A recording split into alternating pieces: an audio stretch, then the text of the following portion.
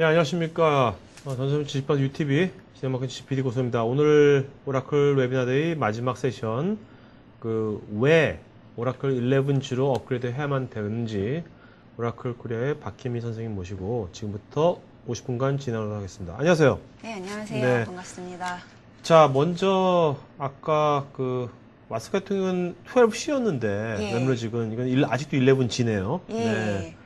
언제부터 11G가 됐고 앞으로 현재는 어떤 스테이터스에 와 있고 또 이제 12C는 언제 나오는지 그거 좀 말씀해 주시겠습니까? 네. 예, 오라클의 제품들이 많이 있는데요. 각각의 버전이 이제 동일하게 가지는 않고 좀 달라요. 그래서 데이터베이스 같은 경우에도 옵션 같은 경우에 EM 같은 경우에는 이미 12C 버전이 출시되어 있기도 한데 네네. DB는 아직 11G 버전입니다. 그래서 이제 11G 버전이 처음 출시된 거는 2007년에 전 오래됐네. 8월에 출시가 됐고요. 네, 이제 그건 릴리즈 1 버전이었고 릴리즈 네. 2 버전이 나온 건 2009년이에요. 그래서 이미 11G가 신 버전이라고 하지만 11G 버전이 출시된 지도 5년이 넘었기 때문에 네. 이제 충분히 안정화 단계를 거친 솔루션이라고 생각을 하실 수 있고요. 그다음에 공식적으로 발표가 난 것은 아니지만 여태까지 이제 오라클 데이터베이스가 출시되었던 그 주기를 보면 아마 내년 초 정도에는 네. 12C 버전이 출시되지 않을까 예상을 하고 있습니다. 알겠습니다.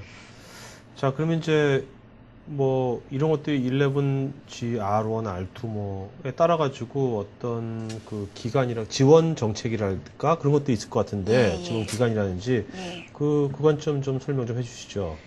예, 업그레이드를 고려하시면서 이제 많이 한번 생각을 해보셔야 될 문제가 오라클에서 서포트 정책에 대해서 생각을 해보시면 이제 도움이 많이 되는데요.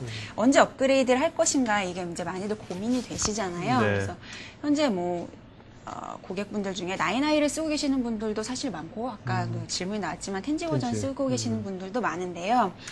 오라클의 서포트 정책이 크게 이제 세 가지 종류의 정책이 있습니다. 그래서 맨 아래 보시면 프리미어 서포트 기간이 있고요. 네. 그 다음에 이어지는 게 이제 익스텐디드 서포트, 네. 그리고 그 이후에 계속 이어지는 게 이제 서스테이닝 서포트 이렇게 세 가지로 서포트 정책을 구별을 해보실 수가 있는데요. 벤더에서 서포트를 해준다는 것 자체가 이제 여러 가지 지원을 해주지만 제일 메인이 되는 것이 운영을 하시면서 어떤 버그가 있을 때 거기에 대한 패치를 내준다는 네네. 것, 그게 이제 서포트 정책의 제일 주된 서비스가 되는데요. 프리미어 서포트는 릴리즈가 나오고 나서 5년 동안 지속이 되는 서포트 기간이고요.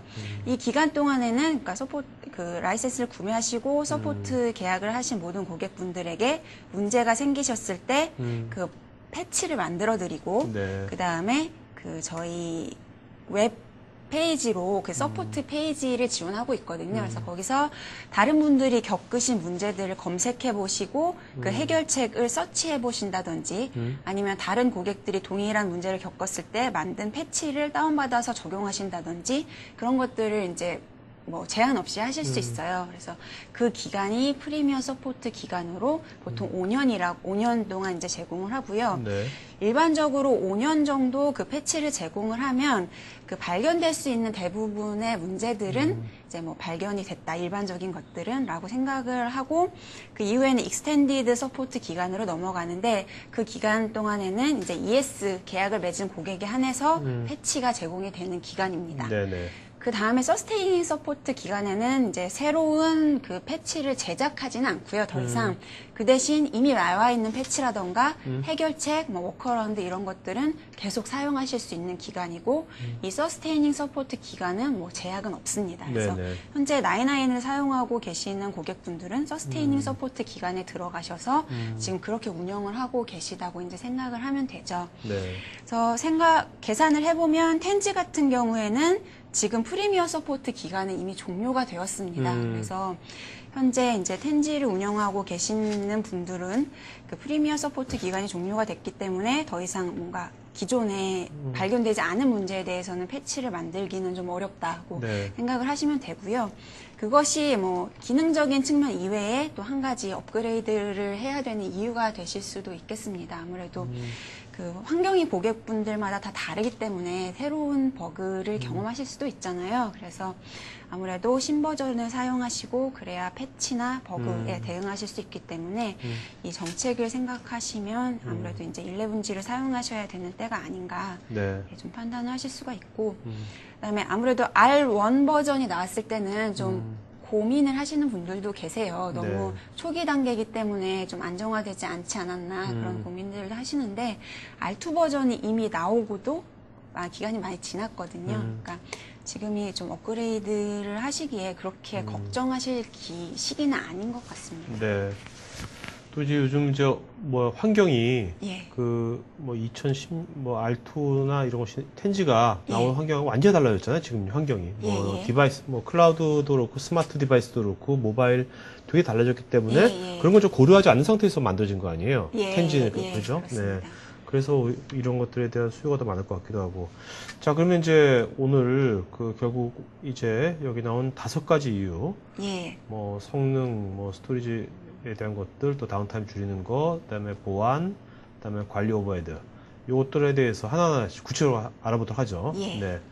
자, 맨 처음에 이제 아무래도 이제 성능. 네.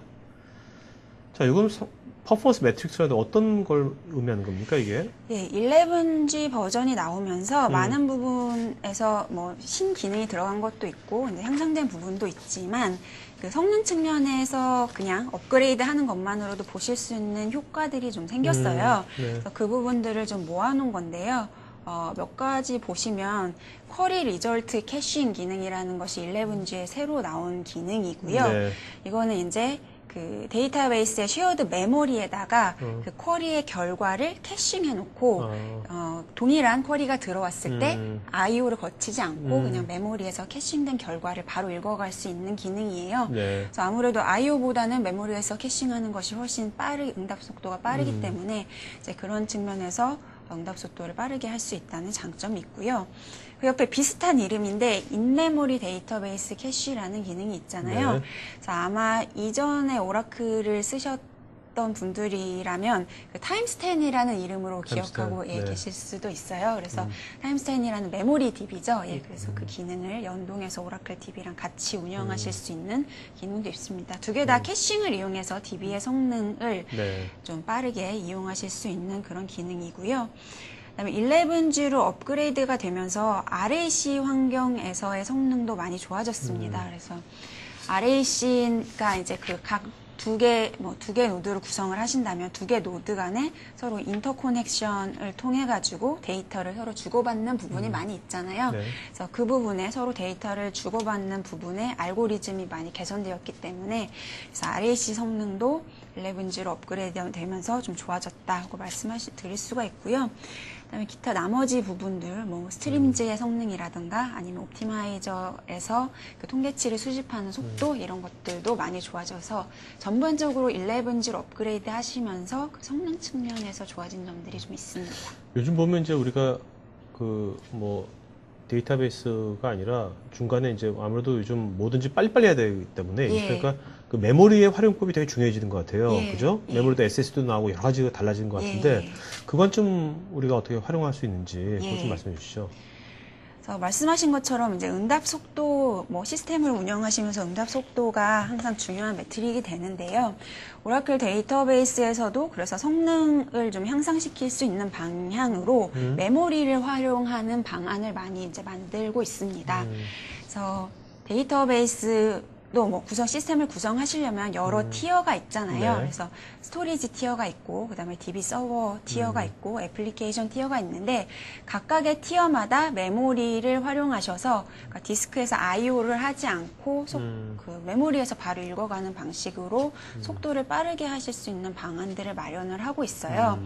그래서 뭐 엑사데이터 얘기 많이 들으셨겠지만, 엑사데이터에는 그 DB의 스토리지 티어도 저희가 같이 제공을 하고 있잖아요. 네네. 그래서 스토리지 서버에 플래시 캐시를 넣어서 그 플래시 캐시 IO를 디스크에서 직접 읽지 않고 플래시 캐시에서 바로 읽어가는 식으로 지원을 하고 있습니다. 그래서 플래시 카드가 디스크에서 IO하는 것보다 10배 이상 빠른 네. 응답 속도를 보여주기 때문에 그런 측면에서 활용을 하실 수도 있고요. 그 다음에 그 DB 서버단에다가 데이터를 캐싱을 해두고 읽어가실 수 있는 방법도 지원을 하고 있어요. 그래서 요거는 약간 그 모든 플랫폼에서 지원되는 사양은 아니고 아무래도 그 OS단하고 커뮤니케이션이 좀 필요하기 때문에 현재는 리눅스하고 그다음에 선 플랫폼에서만 지원이 되는 기능입니다. 그래서 플래시 카드를 꽂아서 그 DB가 그 플래시 카드를 DB의 캐싱 영역으로 활용하실 수 있도록 하는 방법을 지원을 하고 있고요. 그 다음에 어플리케이션 티어에다가 캐싱해두고 활용하실 수 있는 방법도 지원을 하고 있는데 아까 말씀드렸던 인메모리 데이터베이스 캐시 혹은 타임스탠으로 기억하고 계시는 그 기능입니다. 네.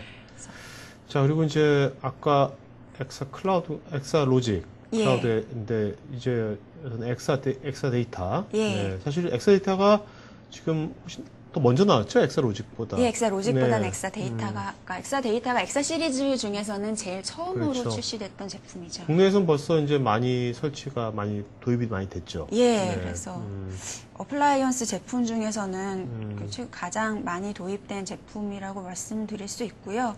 뭐 글로벌하게도 2,000여 개의 이제 레퍼런스가 만들어졌다고 하더라고요. 네네. 엑사데이터는 이 방송을 통해서 그 전에도 말씀이 많이 됐던 걸로 이제 저도 기억을 하는데 엑사데이터가 뭐 어플라이언스 장비지만 그 데이터베이스 서버 티어에는 오라클 데이터베이스 11G 버전이 동일하게 올라가는 거고요.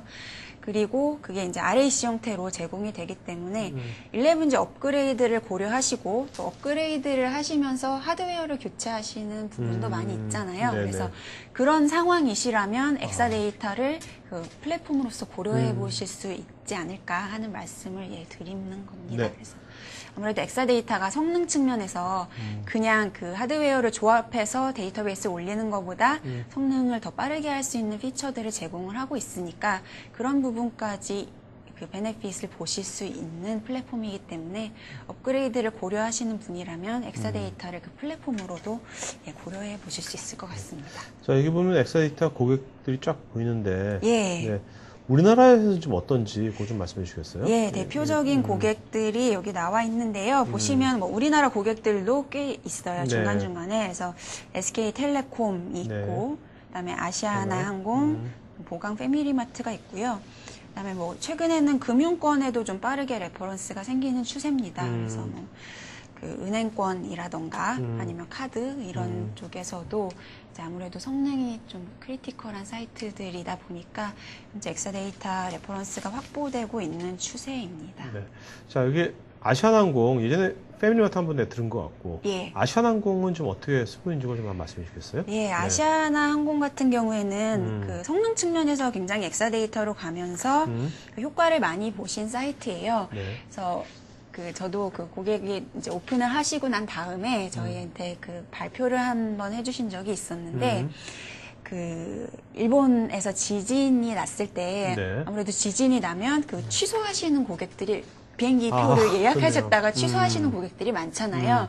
그래서 그 예매율 같은 레포트를 뽑으시는데 그게 변화가 많으면 그거를 레포팅 하는데 시간이 굉장히 많이 걸렸다고 해요. 네네. 아무래도. 그런데 아시아나항공 같은 경우에 엑사데이터를 도입하고 나서 그런 그 위기 상황에서도 그 레포트하는 그 작업이 굉장히 빨리 끝났다. 네. 그러니까 성능 측면에서 엑사데이터가 빠른 그런 배치 작업이라던가 아니면 그 분석 작업에서 특히나 빠른 성능을 보여주기 때문에 그때 엑사데이터의 좀 성능을 실감했다라고 발표하셨던 그 사례가 있고요. 뒷장에는 아까 그 소프트뱅크 사례가 나와 있는데 기존의 그 테라데이터로 운영하시다가 엑사데이터로 전환하시면서 엑사데이터가 그 압축율이라던가 아니면 테라데이터 그 기존에 사용하시던 버전에 비해서는 그 렉당 그 드라이버의 그 사이즈도 더 큰 편이었고 압축률도 테라데이터에 비해서 훨씬 높은 편이기 때문에 그 유저 데이터 넣으실 수 있는 사이즈가 굉장히 차이가 많이 나서 거의 12배 정도 네. 차이가 나서 이렇게 절감을 했고 그 다음에 성능도 한 2배에서 8배 정도 빨라졌다라는 얘기를 이거는 그 소프트뱅크 사례입니다. 네. 자, 그 다음에 이제 우리가 요즘 이제 뭐 클라우드 시대에 예. 왔잖아요. 네. 이 클라우드하고 11G하고 또 어떻게 또 좀 매칭되는지.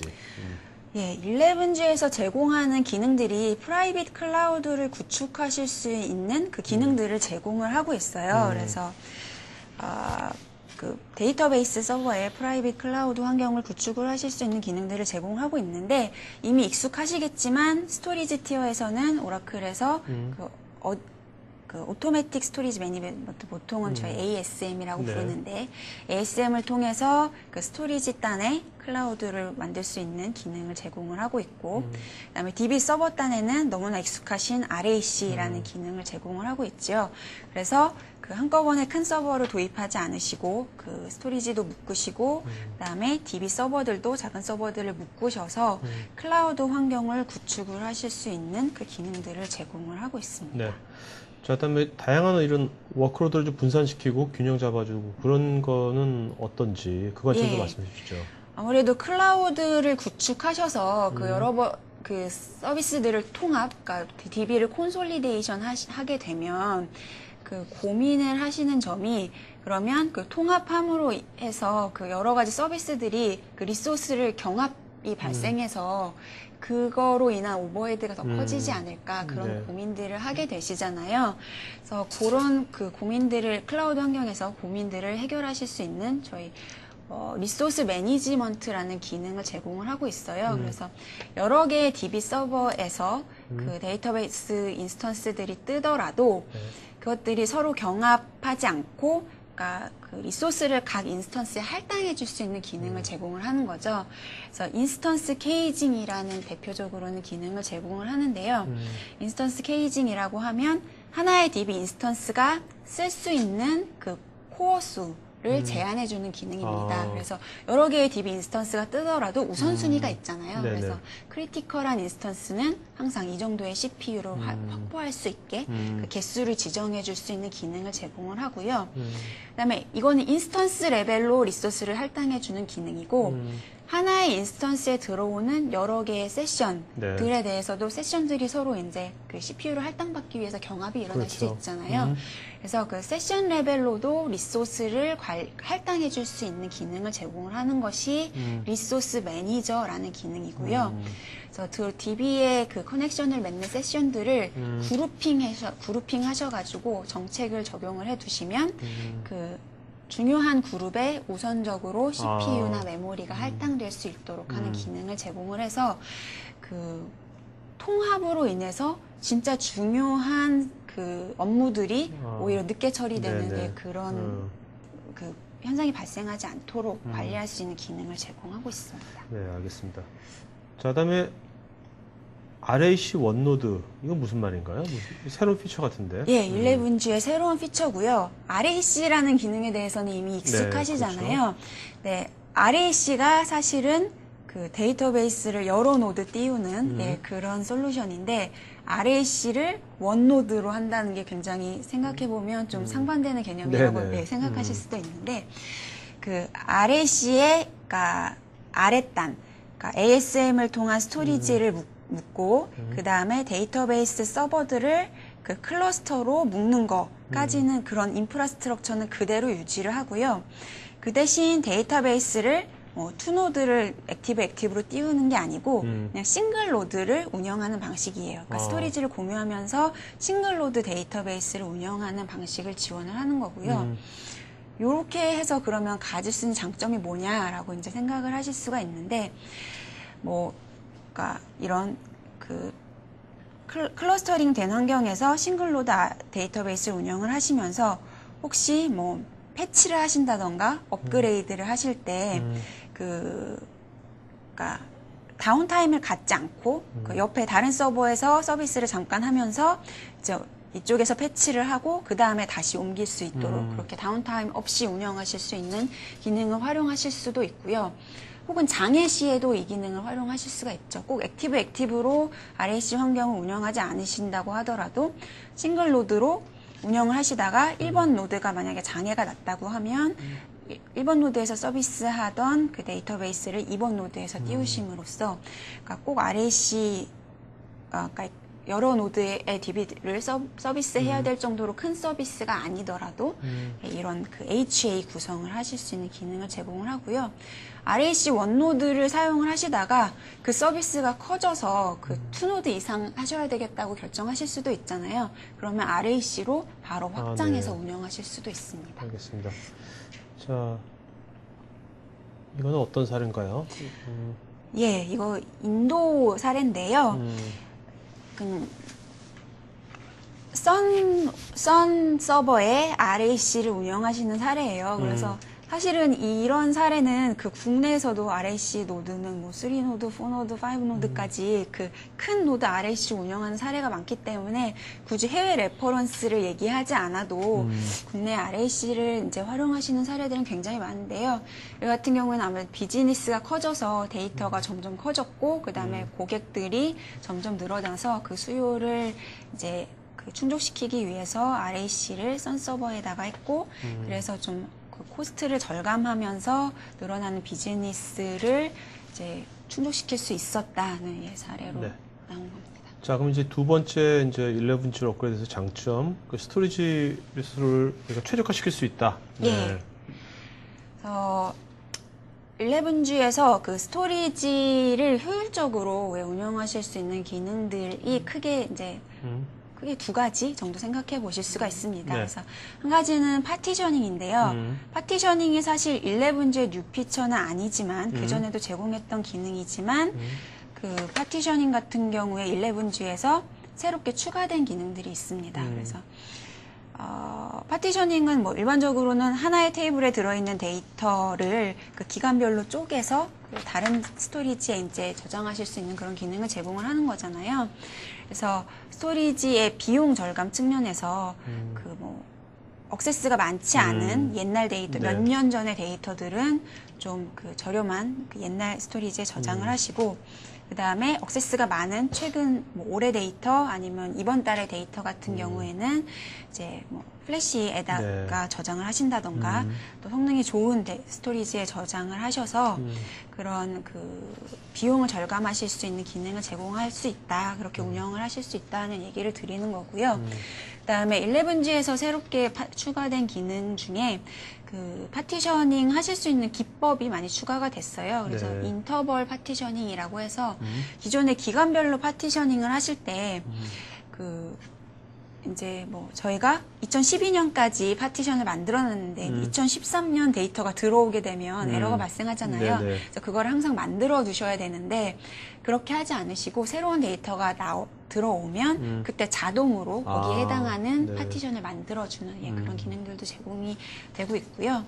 그다음에 컴포짓 파티셔닝이라고 해서 그 파티션 기법을 하나를 기준, 그러니까 기간이라는 하나를 기준으로 하지 않으시고 기간별로 나눈 것을 또 지점별로 나눈다던가 이런 식으로 그 복합 파티션을 만드실 수 있는데 그런 조합에 있어서도 더 이상 제약이 없이 모든 조합으로 그 파티션을 하실 수 있도록 기능이 좀 확장됐습니다. 멀티뷰로 파티션 할 수 있다는 거죠? 예, 예, 맞습니다. 자, 그 다음에 압축 부분 볼까요? 스토리지 하면 압축도 우리가 또 빼놓을 수 없는 거지 않습니까? 예, 스토리지를 절감하시는데 압축 기능을 많이들 이제 고려를 하시는데요. 11G가 출시되면서 가장 크게 바뀐 부분 중에 하나가 압축 부분입니다.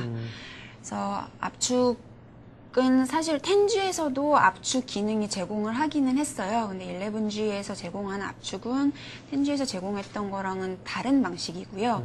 그래서 저희가 OLTP 테이블 컴프레션이 가능하다라고 말씀을 드리는데 10G 같은 경우에는 데이터가 이제 그러니까 아카이브성 데이터에 대해서만 압축을 하는 거죠. 그래서 네. 압축을 일단 한번 해놓으면 그 리드하는 건 상관이 없지만 거기에 대해서 DML이 발생한다고 하면 네. 압축이 풀린 형태로 그냥 들어오는 그런 방식이었는데 11G부터는 압축된 테이블에 새롭게 인서트가 있다든지 DML이 발생한 경우에도 그 새로운 데이터도 압축된 형태로 유지가 되는 식으로 그 알고리즘이 바뀌었고요. 그래서 그러면 압축으로 인한 오버헤드가 너무 크지 않을까 그런 고민들을 하실 수 있는데 매번 데이터가 들어올 때마다 압축을 하는 방식이 아니라 그러니까 그 동일하게 압축되지 않은 테이블과 동일하게 데이터를 넣었다가 이제 한꺼번에 어느 정도 이상 데이터가 차게 되면 한꺼번에 압축하는 방식이기 때문에 성능에 크게 영향을 미치지 않고 압축을 하실 수 있는 기능으로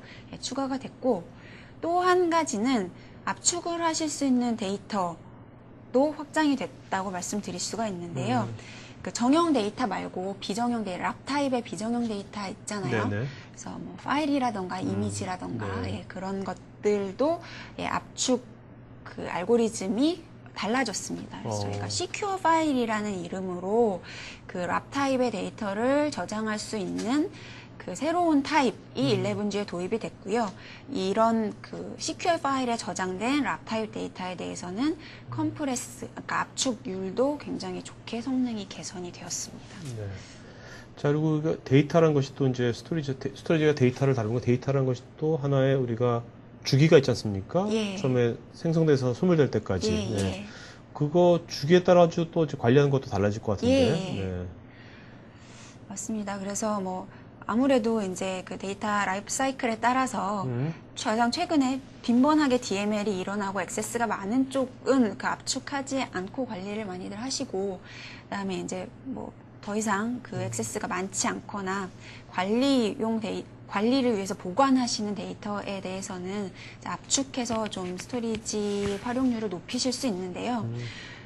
그게 이제 그 컴플라이언스 측면에서도 생각을 하실 수가 있어요. 그래서 우리나라도 개인정보보호법이라던가 이런 그 보안 그 법들이 만들어지면서 그 데이터를 히스토리컬한 데이터를 몇 개월 이상은 반드시 이제 보관을 하고 있어야 된다는 네네. 것들이 법에서 명시를 하고 있는데요. 근데 이제 그런 데이터들은 사실은 그 컴플라이언스 만족을 위해서 보관하고 계시는 거지 크게 이제 액세스가 있지는 않잖아요. 그래서 그런 데이터에 대해서는 압축을 하셔서 보관하시면 그 스토리지를 절감하실 수 있는 예, 그런 효과를 보실 수가 있습니다. 네. 자, 이 사례는 중국 예, 모바일. 차이나 모바일 예, 자료고요. 차이나 모바일 같은 경우에는 이제 고객들이 많아지면서 데이터가 하루에 3테라씩 늘어났다고 하더라고요. 네. 그래서 중국이니까 아무래도 데이터가 늘어나는 양도 장난이 아닌 중국스럽네. 거. 3테라, 그래서 하루에 3테라씩. 예, 그걸로 인한 고민들이 많았고요. 그래서 도입을 하면서 그런 스토리지 절감할 수 있는 방안을 마련하기 위해서 고민을 했고, 그래서 컴프레스랑 그 다음에 그 파티션을 두 개 다 도입하신 사례라고 생각을 하시면 되고요. 그래서 국내에도 아무래도 데이터가 늘어나는 추세가 최근에 모바일 환경 이런 환경들이 많아지면서 국내에도 데이터 스토리지 사이즈 증가 때문에 고민하시는 경우들이 많은데요. 컴프레션과 파티셔닝은 거의 뭐 기본적으로 많이들 생각하시는 기능이라고 할 수가 있고, 그다음에 엑사데이터 같은 경우에는 네. 그 오라클 데이터베이스 11G에서 제공하는 그 기본적인 압축 기능 이외에 그 HCC라고 해서 하이브리드 컬럼널 컴프레션이라는 기능을 제공을 하죠. 네. 그래서 엑사데이터에서만 제공하는 기능이고, 그거는 아무래도 컬럼 기반으로 데이터를 압축하기 때문에 압축률이 훨씬 좋아서 거의 뭐 10배에서 15배 이상의 압축률을 보여주는 방식입니다. 자, 그 다음에 세 번째가 이제 어떻게 보면 이제 리던던시 같은 거라든지 다운타임 같은 거를 이제 최소화시킨다든지 제거한다든지 예. 네, 그런 관점이잖아요. 예. 네. 그래서 그 기존에 사실은 그 DR 사이트를 만드신다던가 아니면 뭐 이제 하실 때 생각하실 수 있는 방법이 뭐 크게 이제 두 가지가 있다고 말씀을 드릴 수가 있는데, 스토리지를 그 카피하시는 보통 스토리지 벤더에서 제공하는 네. 가장 단순하고 사실은 가장 많이 사용하시는 방법 중에 하나죠. 그래서 스토리지를 카피하셔서 스토리지를 이중화하는 방식들을 많이들 사용을 하시고, 그렇지 않으면 스탠바이 데이터베이스를 두시는 방법도 많이들 사용을 하십니다. 그래서 뭐 근데 이제 두 개 다 좀 장단점이 있는데요. 스토리지를 그대로 카피하시는 방식 같은 경우에는 뭐 굉장히 직관적이고 운영이 네. 간단하다는 측면이 있지만, 실제로 페일오버가 일어나야 되는 상황을 생각하시면 이제 그 데이터 스토리지를 DB 서버에다가 마운트하는 시간이 걸리기 때문에 페일오버가 빠르기가 어렵다는 단점이 있을 수 있고, 그다음에 그냥 똑같은 DB본을 하나 더 운영하는 HA 같은 경우에는 스탠바이 데이터베이스가 정말로 항상 그냥 스탠바이 하고 있는 상태잖아요. 그래서 리소스 활용률 측면에서 동일한 데이터베이스 하나가 그냥 놀고 있는 그렇죠. 그런 좀 안타까운 상황이죠. 그거에 비해서 이제 액티브 데이터 가드라고 해서 그 스탠바이 데이터베이스를 액티브잖아요. 네. 활용하실 수 있는 방법이 11G부터 제공을 하고 있습니다. 그래서 스탠바이 노드를 하나 더 마련을 해 두시는데 이거를 정말 그냥 스탠바이 해 두시는 것이 아니라 오픈하셔서 사용하실 수 있는 방식이에요. 그래서 운영 데이터베이스 쪽에서 그 로그를 캡처해서 스탠바이 쪽으로 거의 실시간으로 던져주는 방식이고요. 그래서 운영 DB에 들어오는 트랜잭션을 스탠바이 데이터베이스가 거의 계속 따라가면서도 스탠바이 데이터베이스를 오픈하셔가지고 뭐 리드성 작업이시라던가 네, 네. 혹은 백업 작업에 활용하실 수 있는 기능이 11G에서 추가가 됐습니다. 그만큼 이걸 함으로써 이제 DR 센터에 있는 그 자원들이 예. 훨씬 더 가용성이 높아지겠네요. 예, 그죠? 맞습니다. 자원 활용률 측면에서 이제 좀 좋아진다고 네. 말씀드릴 수 있습니다. 이건 사례 같은데. 예, 이게 구성 사례인데요. 그래서 운영 데이터베이스를 두시고 스탠바이 데이터베이스를 두실 수가 있어요. 근데 그냥 뭐 DR용으로 두신다고 하면 한 노드만 두실 수가 있지만 요 스탠바이 데이터베이스를 리드 작업에 활용을 하실 수가 있기 때문에 이제 리드 작업이 많은 경우 같은 경우에는 운영 DB의 그 부하를 분산한다는 측면에서 스탠바이를 여러 개 구성하시는 구성입니다. 네. 그래서 이게 사실은 그 애플에서 운영하고 있는 구성 형태거든요. 그래서 애플의 아이튠즈 같은 경우에 그 아무래도 사용자들이 다운로드가 많으니까 그렇죠. 전 세계 사용자들이 다 다운로드를 하니까 그 리드 작업이 굉장히 많잖아요. 네네. 업로드하는 그 사업자보다는 그렇죠. 다운로드하는 네네. 사용자가 훨씬 많은 사이트니까 그래서 애플 같은 경우에는 여러 대의 액티브한 스탠바이 데이터베이스, 액티브 데이터 가드로 구성을 하셔가지고 그 유저들의 다운로드 작업은 이 스탠바이 쪽에서 그 처리를 하고 나머지 업로드라든가 그런 작업들만 이제 프라이머리에서 하는 식으로 부하를 분산해서 운영하고 계십니다. 네. 자, 액티브 데이터 가드는 이해가 됐는데 예. 골든 게이트하고 뭐는 그거 뭐가 다른 거죠? 이거는 예, 골든 게이트라는 솔루션을 아마 많이 들어보셨을 거라고 생각이 되는데 골든 게이트는 오라클에서 제공하는 그 쉽게 말하면 CDC 툴이에요.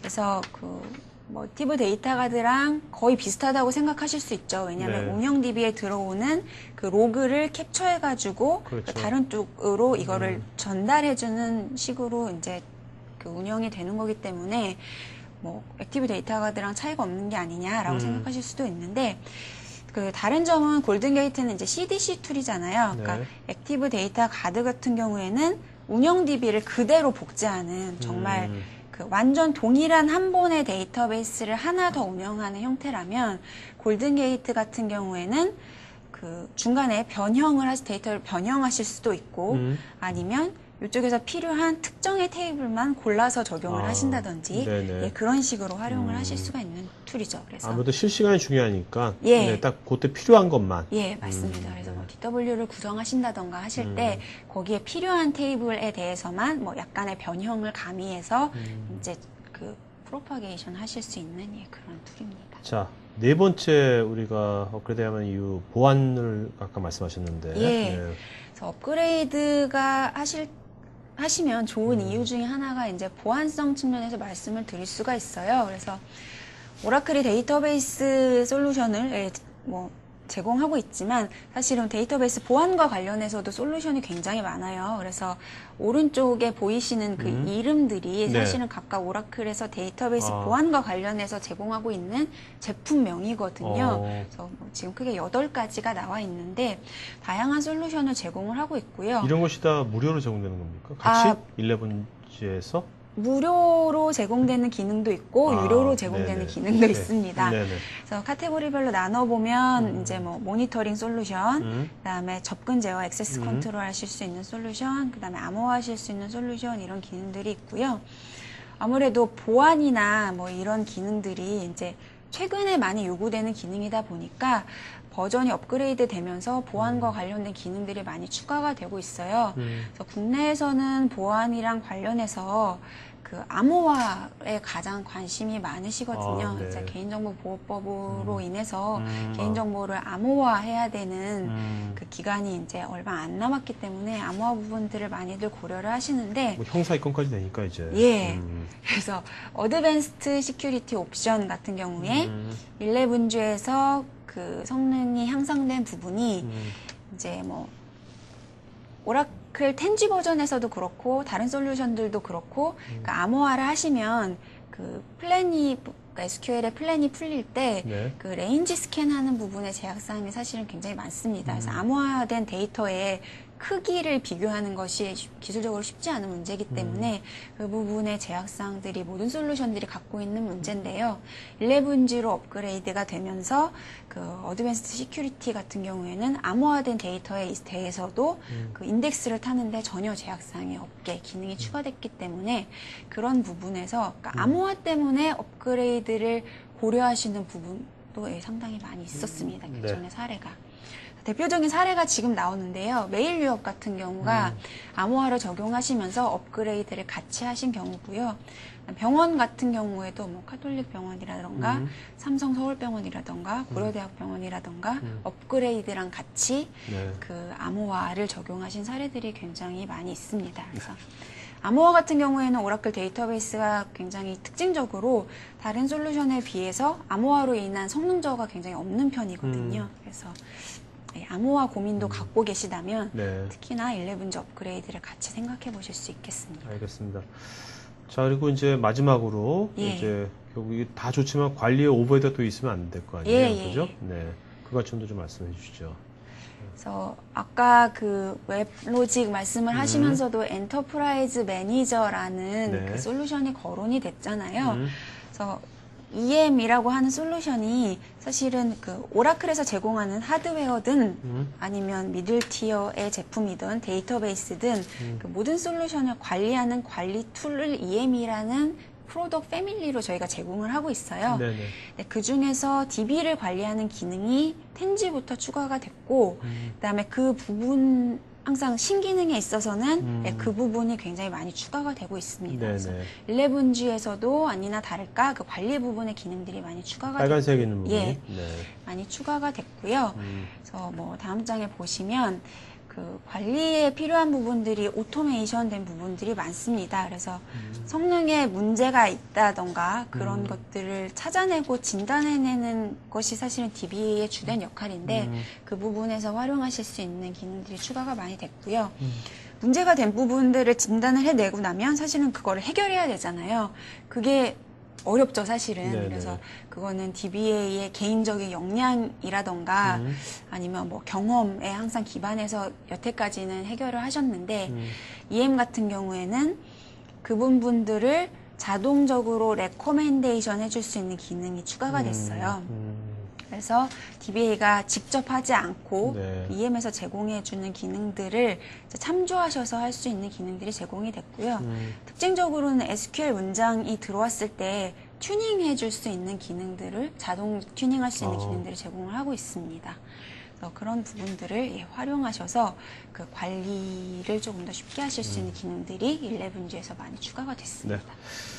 자, 지금까지 우리가 여기 5가지, 업그레이드하면 5가지 이유를 알아봤는데, 예. 자, 듣고서, 아, 그래, 업그레이드 하면 해야 되겠네. 하면 이제 업그레이드가 말 그대로 그렇게 쉬운 건 아니잖아요. 예, 예. 그것도 이제 뭔가 마이그레이션도 해야 되고, 또 네. 테스트도 해야 되고, 여러 가지가 있을 텐데, 예. 그 관련돼가지고 좀 업그레이드 관련된 팁이 있다면 몇 가지 좀 말씀해 주시죠. 예, 네. 업그레이드가 사실 굉장히 부담스러운 일이죠. 네. 왜냐하면 그 사실은 DB 소프트웨어를 업그레이드 하는 것 자체는 시간이 걸리거나 어려운 일이 아닌데 가장 시간이 많이 소모되는 부분이 테스트하시는 부분이에요. 말씀하신 것처럼.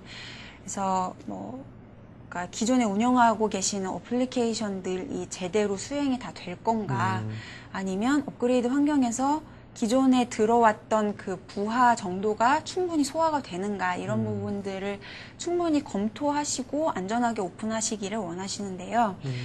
그런 그 부하 테스트를 하실 수 있는 기능을 11G에서는 제공을 하고 있습니다. 네네. 그래서 리얼 어플리케이션 테스팅이라고 해서 RAT라는 기능을 제공을 하고 있는데 사실은 그 부하 테스트 할 수 있는 툴들이 많이 있었어요. 다른 뭐 익숙하신 다른 솔루션들도 있었는데 RAT가 그런 부분들하고 좀 다른 측면은 그 기존의 부하 테스트 같은 경우에는 부하를 스크립팅 하셔가지고 네. 그거를 부하의 정도를 이제 조절하시면서 그 스크립트를 실행하는 방식으로 부하 테스트를 하시는 방식이었거든요.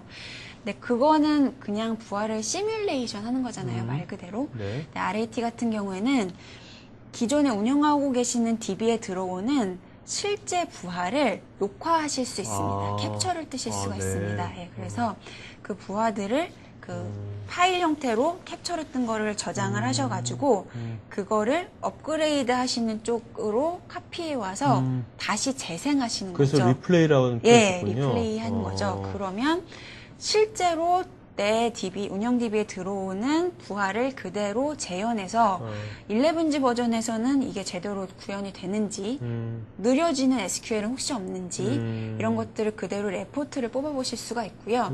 그럼 실제로 걸러줍니다. 그래서 뭐 이 SQL 문장은 성능이 나빠진 게 뭐 10,000개 중에서 500개 정도는 성능이 떨어졌더라. 네. 그리고 어떤 부분이 나빠졌는지 레포트를 보여주기 때문에 그러면 그 SQL 문장에 대해서 뭐 튜닝을 하신다던가 하는 그런 충분한 후속 작업을 하신 후에 안전하게 오픈하실 수 있는 테스팅 툴을 제공을 하고 있고요. 네. 말 그대로 캡처를 뜨고 리플레이하는 좀 단순한 방식이기 때문에 기존의 솔루션들은 스크립팅하는 부분 때문에 전문 인력이 있어야 테스트 하실 수 있다는 생각들을 많이 하셨는데 이것 같은 경우에는 그렇지 않고도 좀 쉽게 테스트 하실 수 있다는 점이 장점이고요. 네. 그래서 국내에서는 NHN이나 KB 같은 경우가 음. 업그레이드 하실 때 이런 솔루션들을 좀 활용을 하셨습니다. 네. 상당히 유용할 것 같은데요. 예. 네.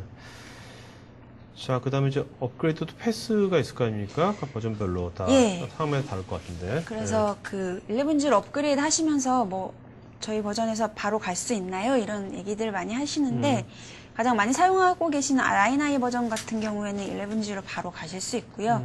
뭐 10G R1, R2, 11G R1 버전도 바로 11G R2 버전으로 가실 수 있습니다. 네. 네, 이제 9i 릴리즈 1 같은 경우에는 중간에 한 단계를 거치셔야 11G로 가실 수가 있기 때문에 예, 그런 부분들은 좀 예, 고려를 하셔야 됩니다. 네. 자, 이거는 행안부 사례 같은데. 예. 네. 행정안전부 같은 경우에도 11G로 업그레이드를 하셨는데 요 사례는 그 업그레이드를 하면서 진짜 빠르게 업그레이드를 할 수 있었다는 얘기를 하셨어요. 그래서 뭐 여러 그 시스템들이 있었는데 대체적으로 하나의 시스템당 거의 뭐 3일 정도의 시간이면 업그레이드를 할 수 있었다는 얘기를 하시는데요.